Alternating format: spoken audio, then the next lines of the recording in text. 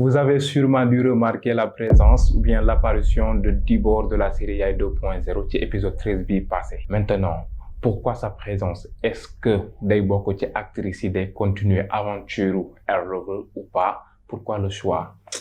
Dinaa leen ko wax. Mais aussi, on va parler également de l'éventuelle rencontre entre Khadr ak son ami Latir. Est-ce que dinañu daje? Bu ñu dajee, qu'est-ce qui va se passer ou bien qu'est-ce qui risque de se passer?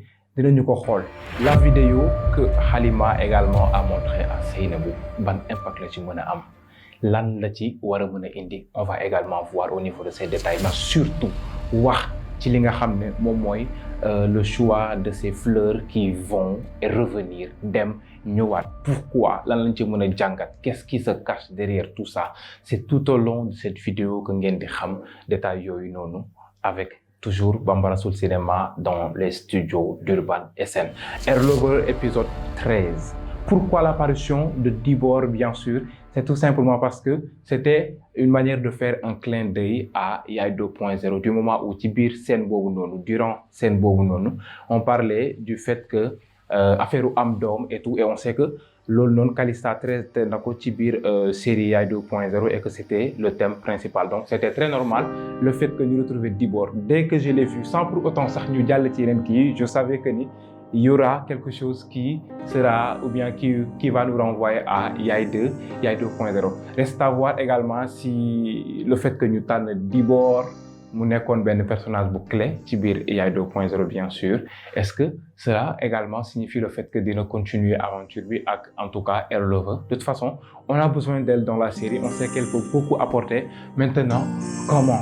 Par rapport à son apparition également, dina revenir ci benn détail. Qu'est-ce que je pense par rapport aux jumelles? Pourquoi Seynabou tient-elle autant à ce que mu am doom bu góor? Et pourtant, bon, c'est bien que doom bu góor boo ko amee day doon héritier maanaam day doon te day gën a dëgëral sa toogaay ci biir sëy. Pourquoi le fait de vouloir coûte que coûte avoir cet enfant? Et pourtant am na ay doom, am na ay seex et Khadr tient trop à ses enfants. Du coup, je me suis dit, est-ce que également doom yooyu noonu ay doomu Khadr lañu? On se demande bien. yow sa karaw bi baaxul ba pare nga bëgg ma fi sonal man li ma sonn rek doy na nii. noppil amul ça fait mal da ngay toog defar sa bopp bi. Beaucoup également de détails qui font que man gëw ma ni que ay doomu Khadr lañu, tout comme si bon mën na nekk ay doomam, on sait jamais. Le fait que doom yi xees, qu'on se demande, qu'on se pose des bonnes questions. Pourquoi ñu xees? Khadr ñuul kooku seen yaay mel ni këriñ kaaba ga ca Makka. Après on nous donne des jumelles yoo xam ne dañoo xees. Mais après aussi, pourquoi elles sont minces de taille? Un peu de sourd. On peut renvoyer à Khadr, on peut renvoyer à comment elle s'appelle encore, à Seynabou. Mais elles sont trop maigres, elles sont trop minces. Les cheveux longs. Seynabou, elle n'a pas de cheveux longs. Les cheveux sont magnifiques. Et toutes les coiffures qu'on peut leur faire. Avec moi, vous aurez toutes les réponses. Je me nomme Fanta et je vous invite dans mon espace Air Lover. Pourquoi on a choisi Fanta? Mu nekk nga xam ne au niveau des acteurs principaux, bien au niveau des actrices principales, moom moo am cheveux yu guddi. Pourquoi on a également choisi le fait que c'est elle qui fait parfois les lives en parlant de cheveux et tout ça? Est-ce qu'elle serait des filles à Fanta? Qu'est-ce qui s'est passé? Est-ce que ce serait lié au fait que am na benn secret bu ñuy nëbb comme Halima ni mu ko xewoon ci épisode boobu noonu, guddi googu noonu nga xam ne yaayu Fanta sauvé woon na leen? Est-ce que c'est lié à une grossesse? Est-ce que c'est lié à quelque chose? Est-ce que Fanta et Khadr am nañ ay doom yoo xam ne kenn ci ñoom xamuñ ne kii moo ko jur? Bu amee nan la xewee? En tout cas, ce sera très difficile à décortiquer. De toute façon, moi, par rapport à série, c'est ce que je me dis, sûrement Seynabou juru leen. Cela expliquerait également le fait que amul benn attention bi ci ñoom, parce que loo bon mën a bon ci sa biir négocier, mën a bon vis-à-vis sa jëkkër et tout, au moins tes enfants ce sont des enfants. D'habitude ñi jabar ñu bon ñi seen njaboot la ñuy jël di leen favoriser quoi, xam nga. Su fekkee da nga fekk si sa ay doomu soit njëkk et tout, da nga di gën a lante. Parfois booy defar ndekki bi di gën a lante, mburu bi gën a gudd nga jox ko sa ay doom, bi gën a gàtt nga jox ko doomu kële et tout, vous voyez. Mais quant à Seynabou, yoonam nekkul ci ay doomam, yoonam nekkul ci lu ñu sol sangu nañ ou pas, yoonam nekkul également ci seen chevelure. Alors que yaay ak doom li leen gën di rapprocher, surtout doom bu jigéen, c'est l'histoire d'une chevelure. Chaque jour, def koy dóor pour di ko peigner. Pourquoi ça karaw yi takk suuf et tout.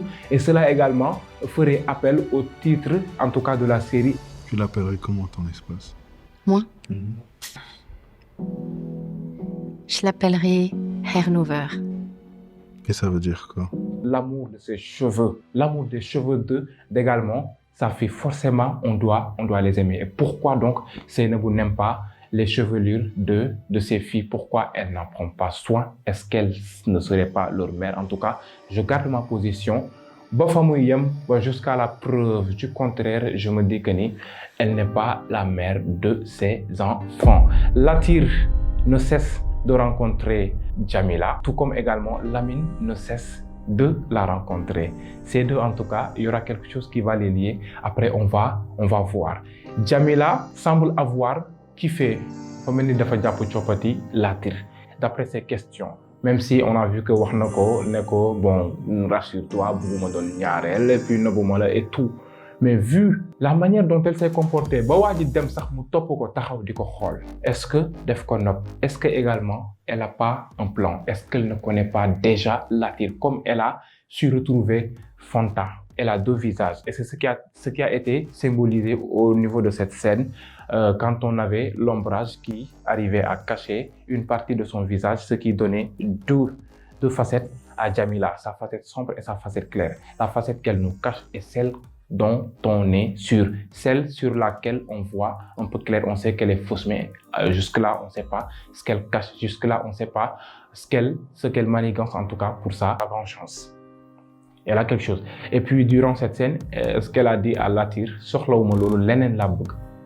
elle a amené un visage sombre. Paf, elle sort, voilà, dans ce visage. C'est-à-dire que Jamila, c'est ce genre de personnage, c'est un caractère moment fluide. Mënoo leen accès ci benn angle. Mënoo ne ñii dañu bon, ñii dañu baax, wala kii fii la jëm. Non, mënoo ko xam. Da lay jox benn code phare ba ngay commencer S mu jàdd wala mu changer direction. En tout cas, c'est une rencontre ñoom ñaar entre Latir et Jamila. La fois passée, maa ngi doon def benn éventuelle collaboration entre Lamine et Jamila, mais je pense qu'avec Latir, c'est beaucoup plus plausible. Du moment où mon koy latte. Chef, pardon. Excuse-moi.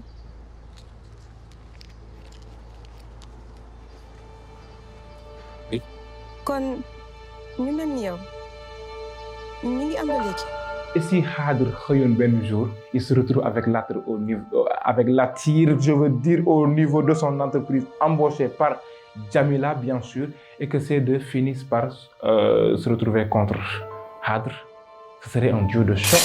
Parce que, à un moment donné, ça, je me disais que soit Latir, il va devoir rencontrer le père de Khadr, après dina gis que ni mu ngi xostu demul fenn, et puis vu ak problème yi nga xam ne entreprise ñu koy rencontrer, le père de Khadr finira par ñàkk confiance. Khadr. Oui. Mënul yore entreprise. Mënu ko yor. Je suis désolé, mais mënu ko yor.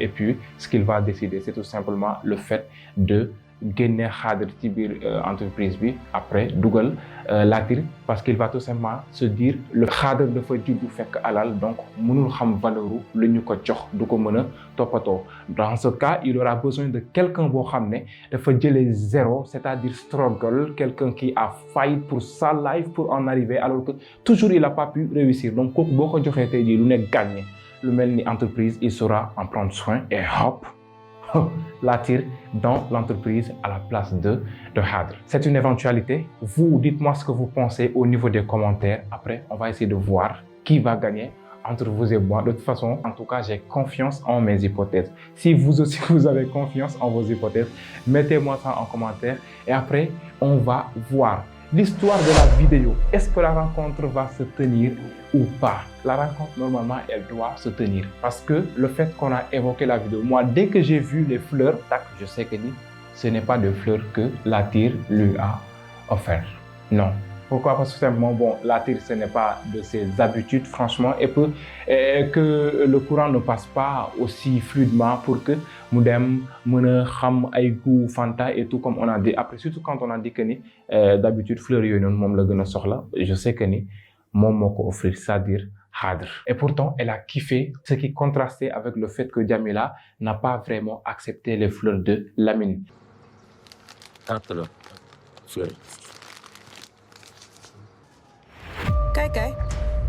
Kay bul dem.